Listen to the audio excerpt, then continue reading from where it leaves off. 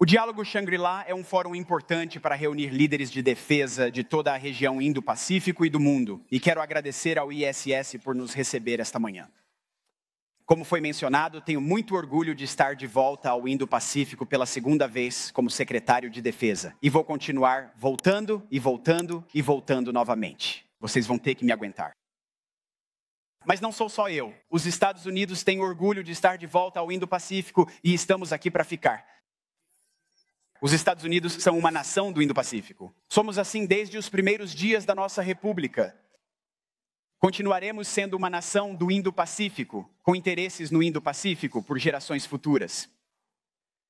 E sob a liderança do presidente Trump, os Estados Unidos estão comprometidos em alcançar a paz por meio da força. Isso começa com a dissuasão da agressão ao redor do mundo e aqui no Indo-Pacífico, aqui no nosso teatro prioritário, aqui com vocês, nossos aliados e parceiros.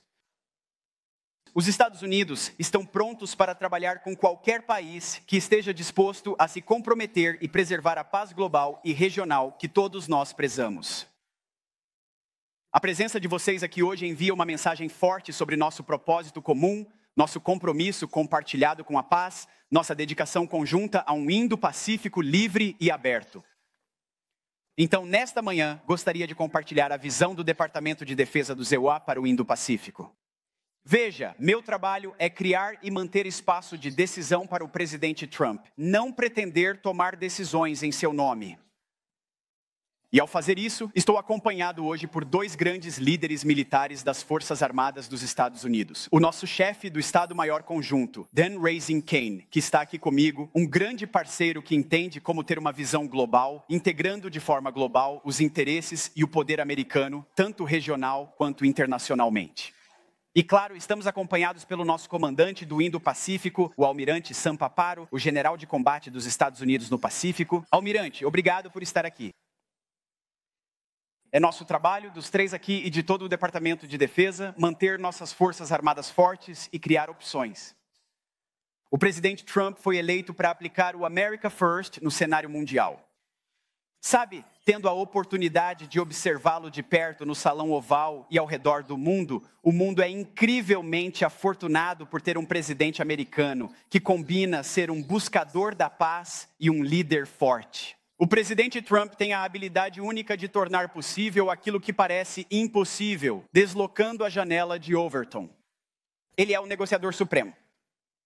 E nesse sentido, desde o primeiro dia, o presidente Trump me deu uma missão clara no Departamento de Defesa: alcançar a paz por meio da força. Para cumprir essa missão, nossos objetivos principais têm sido igualmente claros: restaurar o ethos guerreiro, reconstruir nossas forças armadas e restabelecer a dissuasão. E tudo começa com um ethos guerreiro. Todos nós, nesta profissão de armas, entendemos que as pessoas são muito mais importantes do que o equipamento. Por isso, estamos focados em letalidade, meritocracia, responsabilidade, padrões, prontidão e capacidade de combate. Respeitamos a natureza humana, o treinamento rigoroso e as lições da história. Nossas formações de combate serão treinadas e habilidosas. Nossos padrões serão altos e inabaláveis. Se você consegue fazer o trabalho, estará em nossa formação. Se não consegue, não estará. Sem distinção de cor, gênero neutro, baseado no mérito. É simples assim. Isso é restaurar o ethos guerreiro. E nossas tropas nos Estados Unidos estão respondendo a isso. Moral, recrutamento, retenção, prontidão, capacidades de treinamento, tudo aumentando rapidamente graças à abordagem de volta ao básico do presidente Trump. Nossa segunda prioridade é reconstruir as Forças Armadas. Estamos equipando os combatentes americanos com as capacidades mais avançadas para que continuemos sendo a força de combate mais forte e letal do mundo. O presidente Trump está investindo pela primeira vez na história mais de $1 trilhão no próximo ano para isso, um aumento de 13% nos gastos de defesa dos Estados Unidos. A Cúpula Dourada para a América, nosso novo caça de sexta geração, o F-47, nosso novo bombardeiro furtivo, o B-21, novos submarinos, destroyers hipersônicos, drones, o que você imaginar, tudo faz parte disso. O melhor equipamento militar do mundo. Estamos revitalizando nossa base industrial de defesa e investindo em nossos estaleiros. Estamos impulsionando rapidamente tecnologias emergentes que nos ajudarão a permanecer líderes mundiais por gerações futuras. Estamos mais fortes e ainda mais ágeis do que nunca. Quando nossos adversários sabem que nossas forças armadas estão equipadas com os sistemas de armas mais avançados, operados por guerreiros habilidosos com vontade de vencer, eles têm menos probabilidade de nos desafiar no campo de batalha, que é exatamente o objetivo. Isso nos leva ao terceiro objetivo, que é restabelecer a dissuasão.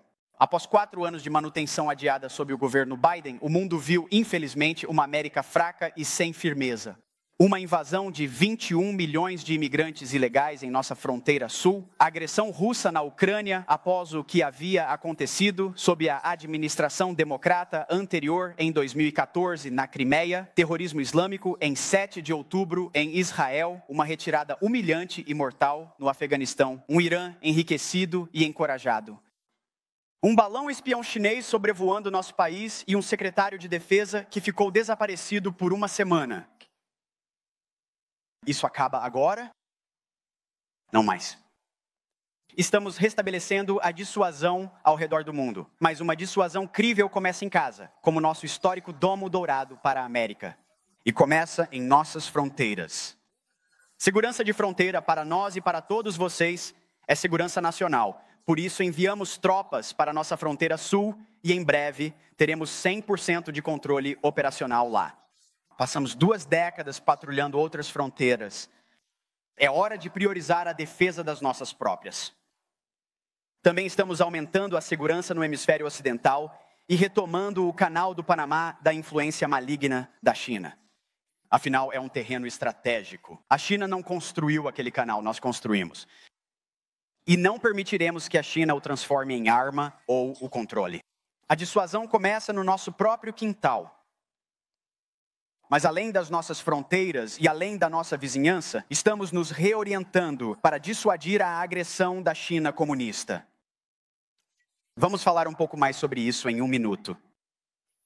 Mas em outros lugares e ao redor do mundo, estamos nos envolvendo com nossos aliados, capacitando-os e dando-lhes autonomia, às vezes com um amor firme, mas ainda assim, amor. Estamos pressionando nossos aliados na Europa para que assumam mais a própria segurança, para que invistam em sua defesa, coisas que já deveriam ter sido feitas há muito tempo. Ainda acreditamos que o N na OTAN significa Atlântico Norte e que nossos aliados europeus devem maximizar sua vantagem comparativa no continente. E graças ao presidente Trump, eles estão assumindo essa responsabilidade. Uma aliança não pode ser inabalável se na realidade ou na percepção ela for vista como unilateral. Isso está mudando e isso é muito importante.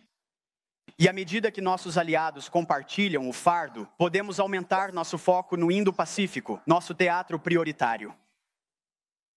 Veja, aqui no Indo-Pacífico nossos futuros estão entrelaçados. A prosperidade e a segurança do povo americano estão ligadas às do seu povo. Compartilhamos sua visão de paz e estabilidade, de prosperidade e segurança. E estamos aqui para ficar. Mas por uma geração, os Estados Unidos ignoraram esta região.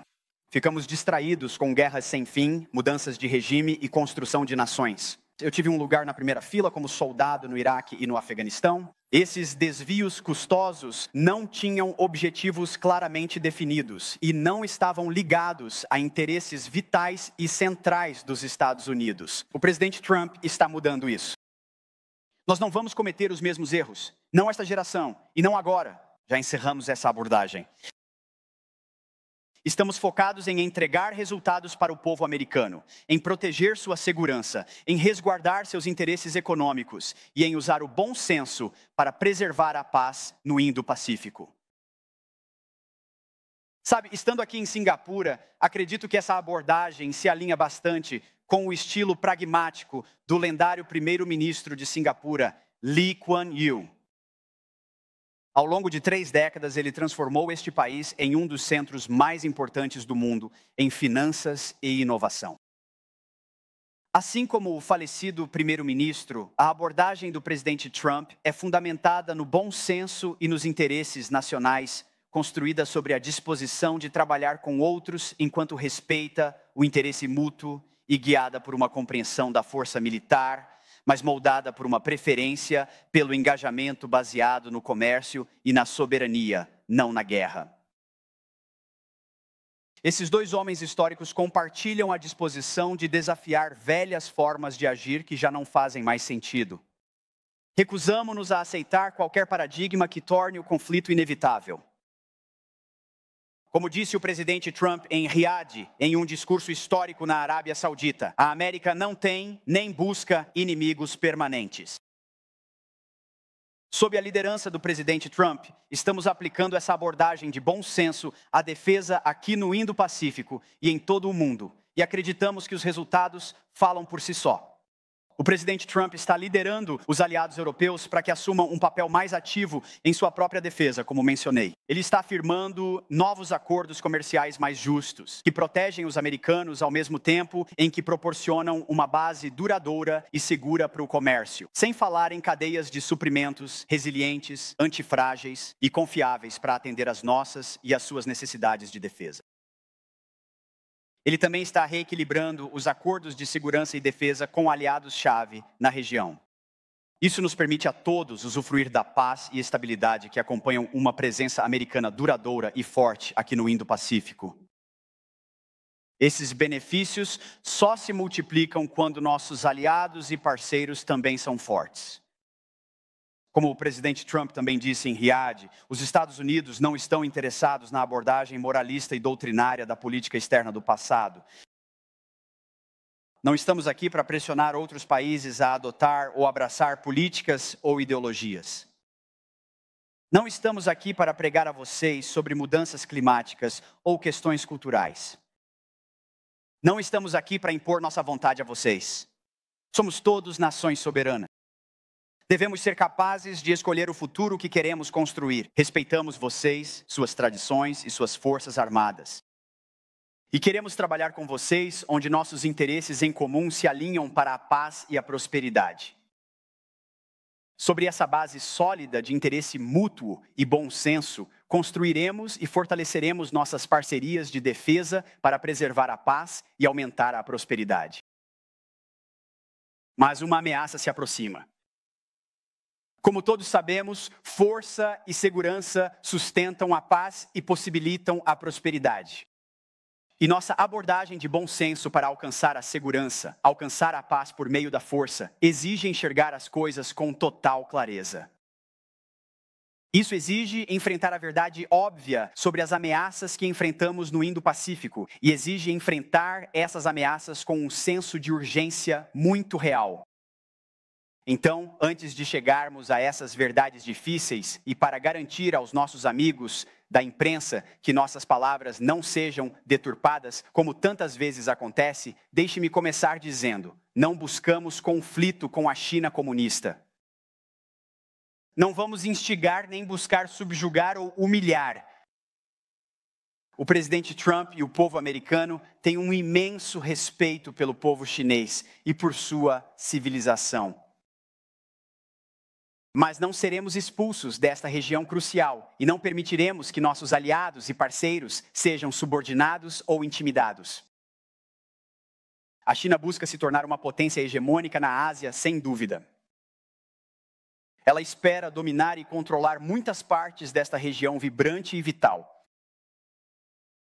Por meio de seu enorme aumento militar e da crescente disposição em usar força militar para alcançar seus objetivos, incluindo táticas de zona cinzenta e guerra híbrida, a China demonstrou que deseja alterar fundamentalmente o status quo da região. Não podemos desviar o olhar e não podemos ignorar isso. O comportamento da China em relação aos seus vizinhos e ao mundo é um alerta, e um alerta urgente. A China utiliza suas vastas e sofisticadas capacidades cibernéticas para roubar tecnologia e atacar infraestruturas críticas em seus países e também nos Estados Unidos. Essas ações não apenas comprometem nossos países, mas colocam em risco a vida de nossos cidadãos. No Mar do Sul da China, a China assedia seus vizinhos, muitos dos quais estão aqui nesta sala hoje. A China busca intimidá-los em suas próprias águas. Todos nós já vimos os vídeos e fotos de canhões de água, colisões entre navios e abordagens ilegais no mar. Também estamos vendo a apreensão ilegal e a militarização de terras no Mar do Sul da China. Essas ações revelam uma falta de respeito pelos vizinhos e desafiam a soberania, a liberdade de navegação e de sobrevoo. Estamos observando muito de perto as ações desestabilizadoras da China. E qualquer tentativa unilateral de mudar o status quo no Mar do Sul da China e na primeira cadeia de ilhas, seja pela força ou coerção, é inaceitável. Você vê isso todos os dias. O exército chinês assedia Taiwan. Essas atividades têm sido acompanhadas pela rápida modernização e expansão militar da China, incluindo enormes investimentos em armas nucleares, hipersônicas e capacidades de assalto anfíbio. Tem que ficar claro para todos que Pequim está se preparando de forma crível para potencialmente usar força militar a fim de alterar o equilíbrio de poder no Indo-Pacífico. Sabemos, é público, que Xi ordenou que seu exército esteja apto a invadir Taiwan até 2027. O EPL está construindo as forças militares necessárias para isso, treinando para esse objetivo todos os dias e ensaiando para a situação real. O almirante Papá já falou sobre isso de forma muito clara em diversas ocasiões. Mais uma vez, para deixar claro, qualquer tentativa da China comunista de conquistar Taiwan pela força resultaria em consequências devastadoras para o Indo-Pacífico e para o mundo. Não há motivo para amenizar a situação. A ameaça que a China representa é real e pode ser iminente. Esperamos que não, mas certamente pode ser. Diante dessas ameaças, sabemos que muitos países se sentem tentados pela ideia de buscar tanto cooperação econômica com a China, quanto cooperação de defesa com os Estados Unidos. Agora, isso é uma necessidade geográfica para muitos. Mas cuidado com a influência que o Partido Comunista Chinês busca com esse envolvimento. A dependência econômica da China só aprofunda a influência maligna deles e complica nosso espaço de decisão em defesa durante períodos de tensão. Ninguém sabe o que a China fará no final das contas, mas eles estão se preparando. E, portanto, nós também devemos estar prontos. Urgência e vigilância são nossa única opção no Departamento de Defesa junto com nossos aliados. Porque os Estados Unidos, especialmente sob o presidente Trump, não buscam a guerra. Não buscamos dominar ou sufocar a China, cercar ou provocar. Não buscamos mudança de regime. Nem vamos instigar ou desrespeitar uma cultura orgulhosa e histórica. Estaremos preparados, mas não seremos imprudentes. Em vez disso, buscamos a paz. Mas devemos garantir que a China não possa nos dominar, nem a nossos aliados e parceiros. Manter o status quo exige força. Esse é apenas um objetivo racional e de bom senso com o qual todos nós deveríamos concordar. O presidente Trump também afirmou que a China comunista não invadirá Taiwan sob sua vigilância. Portanto, nosso objetivo é evitar a guerra, tornar o custo alto demais e fazer da paz a única opção. E faremos isso com um forte escudo de dissuasão forjado junto com vocês, os grandes aliados e parceiros de defesa da América. Juntos, mostraremos o que significa promover a paz por meio da força de diversas maneiras, visíveis e invisíveis, abertas e encobertas. Mas se a dissuasão falhar e se for solicitado pelo meu comandante em chefe, estamos preparados para fazer o que o Departamento de Defesa faz de melhor, lutar e vencer de forma decisiva.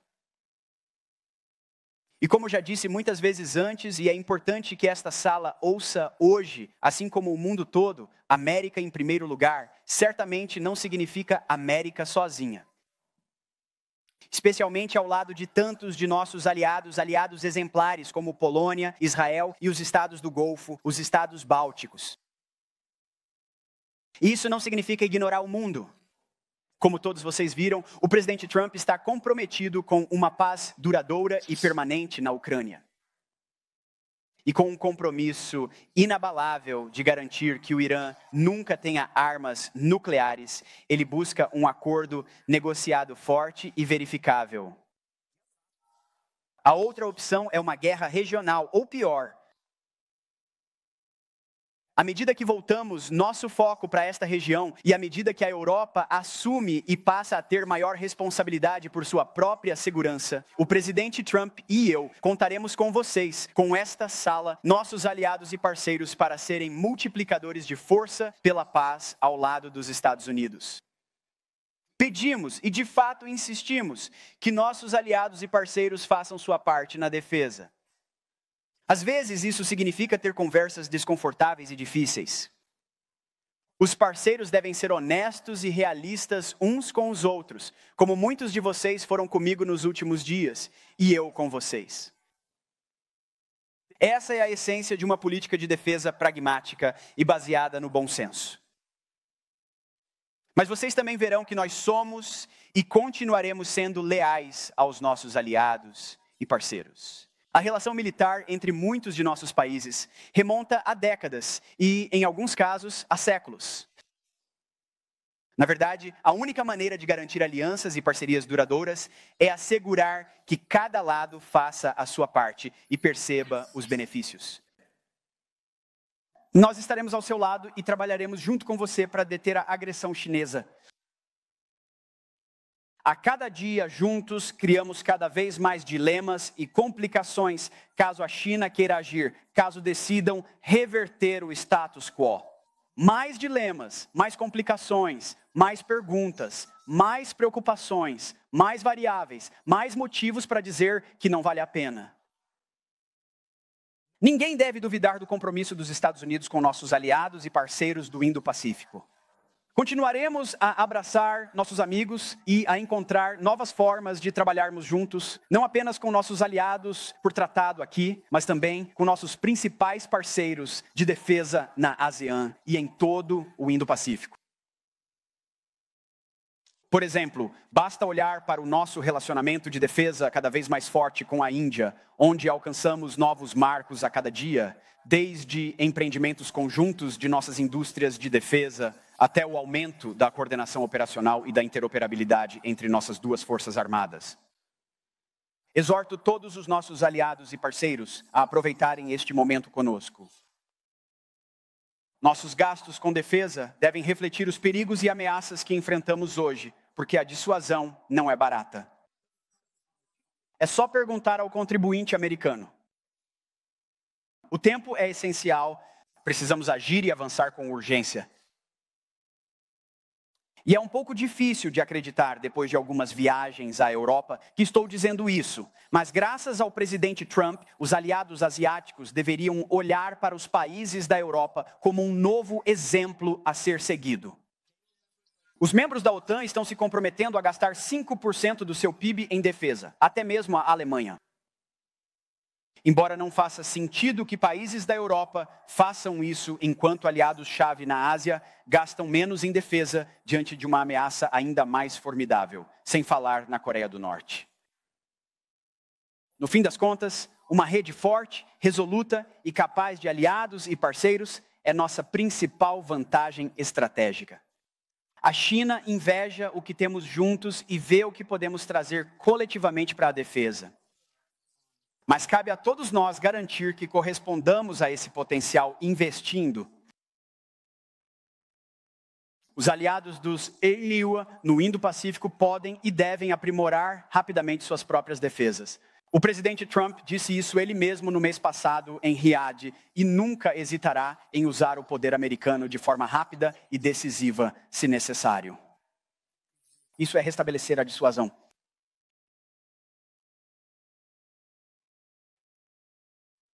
Então, estamos fazendo isso aqui no Indo-Pacífico de 3 maneiras distintas e peço desculpas por entrar em um pouco de detalhe. Primeiro, melhorando nossa postura de forças avançadas. Segundo, ajudando aliados e parceiros a fortalecerem suas capacidades de defesa. E terceiro, reconstruindo as bases industriais de defesa. Portanto, em primeiro lugar, o Departamento de Defesa está priorizando forças avançadas e com credibilidade de combate no Pacífico Ocidental para dissuadir por negação ao longo da primeira e segunda cadeias de ilhas. Na minha primeira viagem ao Indo-Pacífico, em março, viajei para as Filipinas para me encontrar com o presidente Marcos e o secretário de Defesa Nacional, Teodoro.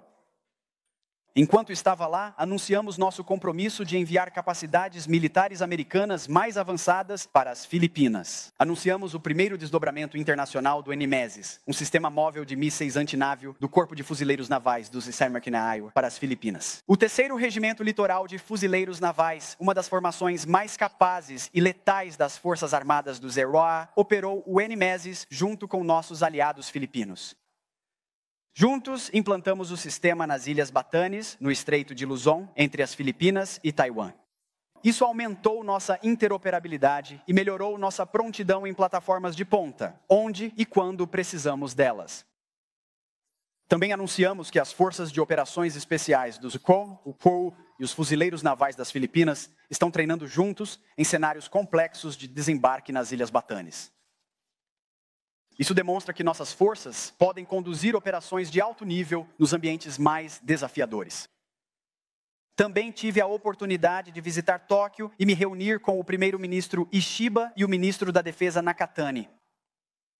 Anunciamos que estamos aprimorando o quartel-general das forças do ZEUA no Japão. Isso diz respeito tanto à capacidade de combate e dissuasão quanto ao bom senso. A modernização do USFJ demonstra o trabalho significativo da aliança EUA-Japão à medida que ela evolui para enfrentar ameaças emergentes. Isso também reflete o progresso que a aliança fez em direção à melhoria da interoperabilidade e ao fortalecimento das capacidades do Japão. E neste verão, o exército do SIN-IOA planeja realizar seu primeiro teste de tiro real do sistema de capacidade de alcance médio na Austrália. Esta será a primeira vez que esse sistema será disparado a oeste da linha internacional de data. A primeira vez que será testado em solo estrangeiro.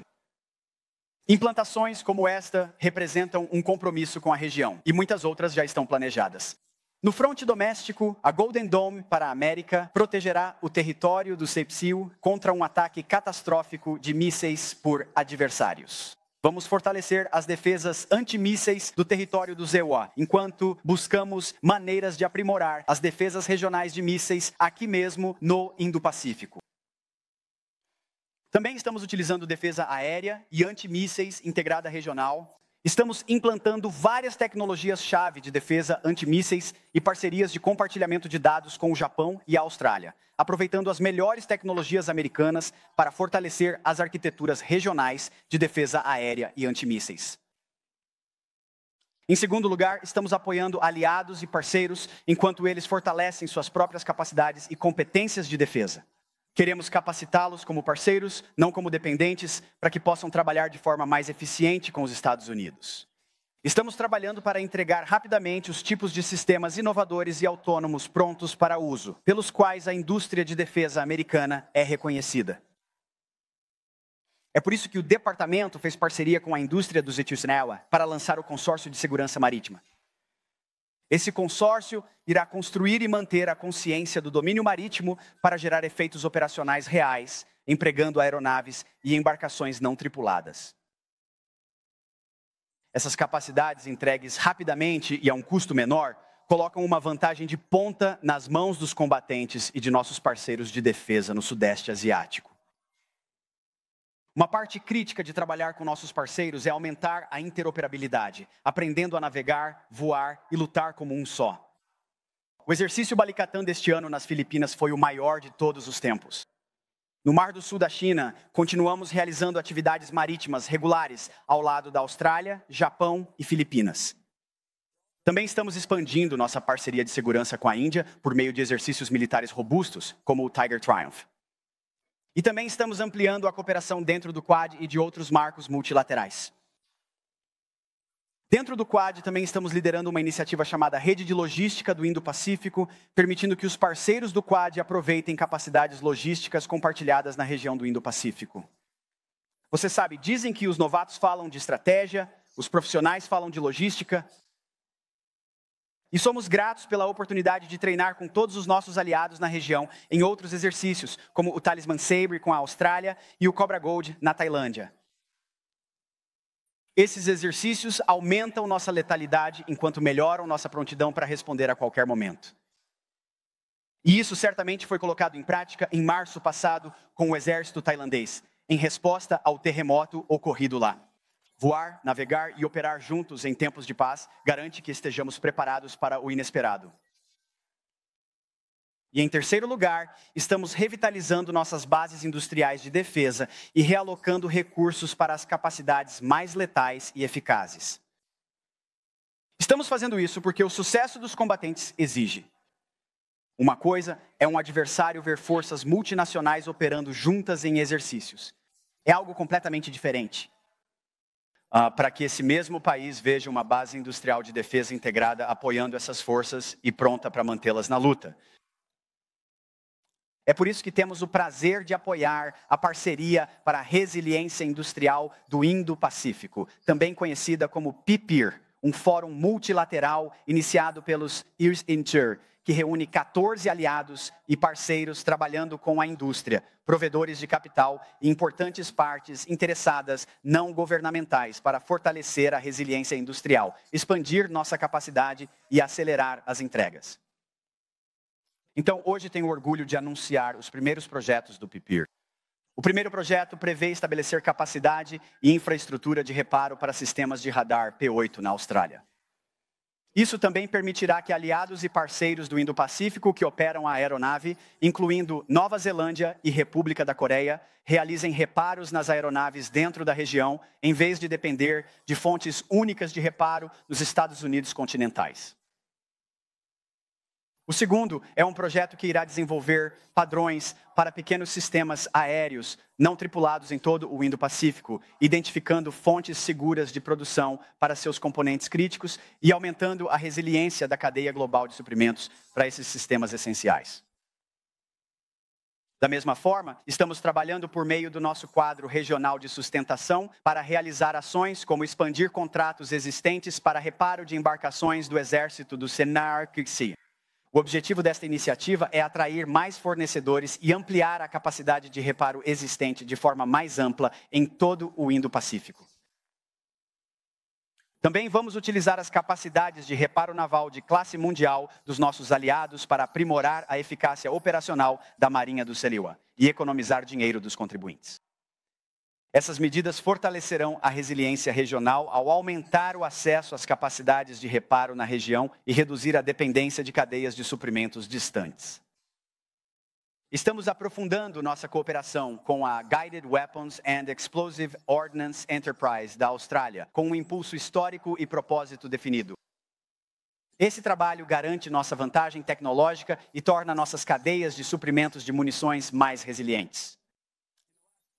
Nos últimos 2 meses, chegamos a um acordo para que a Austrália produza munição de 155 milímetros e monte sistemas de foguetes guiados de lançamento múltiplo, ou GLMRs.